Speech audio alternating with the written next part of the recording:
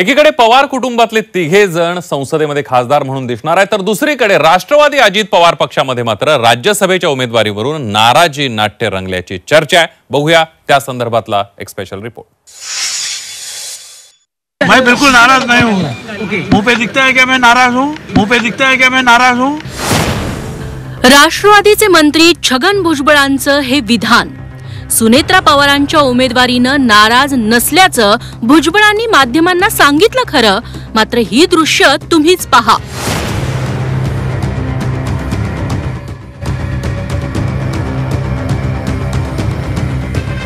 राज्यसभेसाठी सुनेत्रा पवारांचा अर्ज भरताना प्रदेशाध्यक्ष सुनील तटकरेंनी भुजबळांना हाताला ओढून फोटोसाठी आपल्या सोबत नेलं।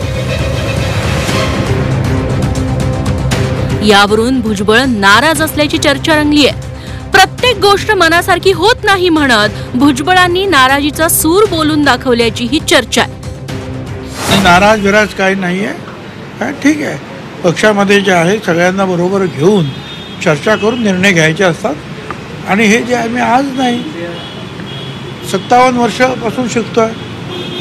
शिवसेनेत असताना सुद्धा पवार साहेबांबरोबर असताना काँग्रेसमध्ये असताना सगळ्यांना बसून हे निर्णय घ्यायचे असतात, त्याप्रमाणे ते घेतलेले आहेत। राज्यसभेच्या जागेसाठी सुनेत्रा पवार, पार्थ पवार यांच्यासोबतच राष्ट्रवादी पक्षाचे ज्येष्ठ नेते आणि मंत्री छगन भुजबळ इच्छुक असल्याची चर्चा होती।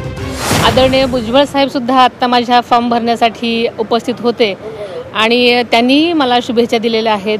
त्याच्यामुळे मला असं वाटतं की नक्कीच कोणीही नाराज नाही। खरं तर भुजबळांची नाराजी ही आतापासूनची नाही, तर लोकसभा निवडणुकीपासून भुजबळांनी आपली नाराजी जाहीरपणे बोलून दाखवली आहे। नाशिक लोकसभेच्या जागेचा तिढा अखेरपर्यंत रंगला।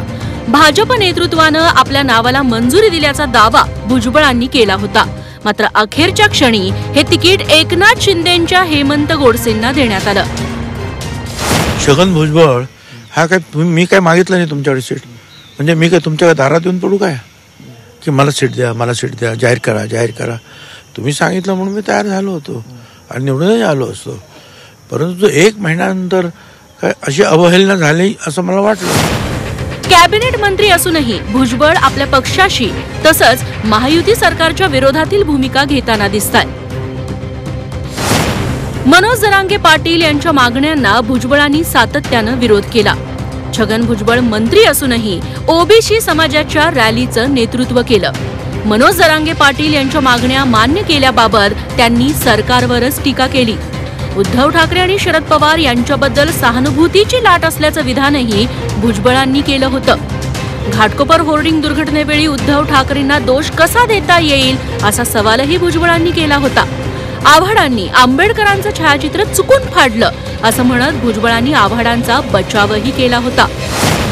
भुजबळांच्या अलीकडच्या अनेक हालचालींमुळे महायुतीतला त्यांचा असंतोष वाढल्याची चर्चा आहे। तेव्हा भुजबळ पुढे काय करणार, त्यांचं पुढचं पाऊल काय असणार याकडे राजकीय वर्तुळाचंही लक्ष लागलंय। ब्युरो रिपोर्ट, झी 24 तास।